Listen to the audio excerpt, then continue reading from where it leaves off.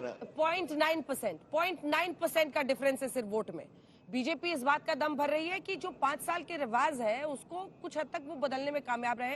हालांकि जीत का श्रेय आप लोगों को जाता है, बधाई आपको सुक्खू साहब। धन्यवाद। मैं सिर्फ एक बात कहना चाहता हूँ, जीत एक वोट से भी होती है, 1000 से भी होती है, 0.1 पॉइंट से भी होती है, 0.9 से भी होती है।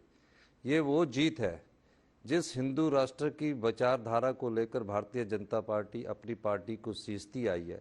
उस विचारधारा को इस हिंदू राज्य में जहाँ 97% लोग हिंदू है, इस विचारधारा को पीछे धकेल दिया है। हमारा ये मानना है कि पिछले 5 साल से केंद्र की सरकार सभी राज्यों में रिमोट कंट्रोल के द्वारा मुख्यमंत्री नियुक्त करती है और रिमोट कंट्रोल के द्वारा मुख्यमंत्रियों का संचालन होता है। यानी कि सत्ता का केंद्र है, राज्य के मुख्यमंत्री रहते हैं, वो नाम मात्र के रहते हैं। इस प्रकार की मुख्यमंत्रियों की प्रक्रिया हिमाचल प्रदेश में भी थी, पर हिमाचल की जनता इसको जानती थी। गुजरात में वोटिंग परसेंटेज 64% हुआ है, हिमाचल में वोटिंग परसेंट पिछले 2017 में 75% था, इस बार 75.6% हुआ है। महिलाओं ने बढ़ चढ़कर हिस्सा लिया है। तुम्हारा ये मानना है कि ये बदलाव जो है, ये जो आगे की बात करते हैं, मुख्यमंत्री कौन होगा? क्योंकि प्रतिभा जी सुबह सुबह आकर दावा ठोक गए कि वीरभद्र सिंह की लेगेसी है, उनकी विरासत है, परिवार से ही किसी को बनना चाहिए। सबको पता है कि आप अध्यक्ष थे, फिर वो आई और उसके बाद से सक्रियता उनकी, सांसद है अभी मंडी इलाके से। तो मुख्यमंत्री का चेहरा कौन होगा सर? और बीजेपी कहती है, परिवार का आरोप लगाती है वीरभद्र सिंह जी के नाम पर उनकी पत्नी, उनके बेटे स्वाभाविक दावेदार कैसे बन जाते हैं? मैं तो ये कहना चाहता हूं कि प्रतिभा सिंह जी प्रदेश की अध्यक्षा है, वो भी अगर दावा करती है तो इसमें गलत क्या है? दूसरी बात, परिवारवाद का आरोप वो लगाए, इनके नियम हर राज्य में अलग है।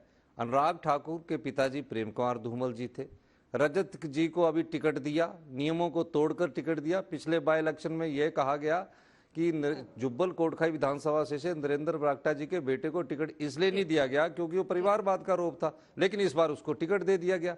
रजत ठाकुर को टिकट दिया क्योंकि महेंद्र सिंह जी उनके मंत्री थे। परिवार का बात तो इन्होंने सबसे टिकट्स गिना रही है जो परिवार से जुड़े हुए हैं और उनको टिकट दिया गया है, लेकिन बागियों ने भी काफी हद तक हिमाचल प्रदेश में बीजेपी को नुकसान पहुंचाया। आइए आपको दिखा देते हैं भारतीय जनता पार्टी की इस प्रचंड जीत पर गुजरात में पीएम ने क्या बोला है। एक छोटा सा हिस्सा, उसके बाद से रविशंकर जी आ रही।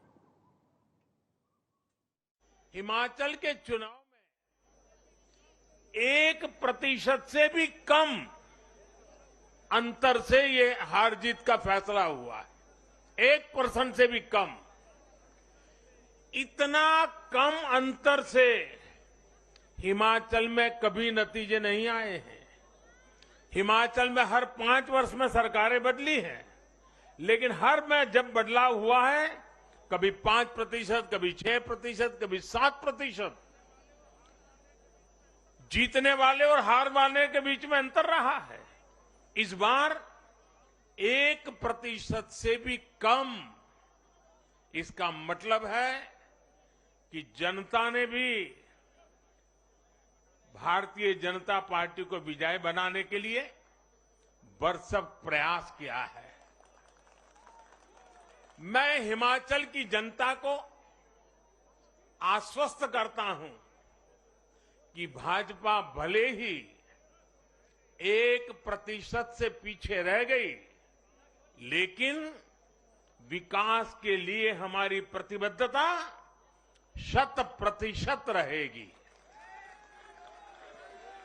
चुनावों के दौरान मैंने गुजरात के भाई बहनों और युवाओं से कहा था कि इस बार नरेंद्र का रिकॉर्ड टूटना चाहिए, और मैंने वादा किया था कि भूपेंद्र नरेंद्र का रिकॉर्ड तोड़े, इसलिए नरेंद्र जी जान से मेहनत करेगा।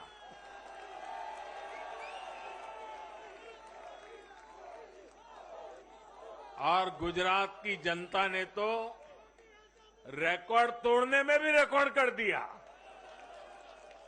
उसने गुजरात की स्थापना से लेकर के अब तक सारे रिकॉर्ड तोड़ दिए।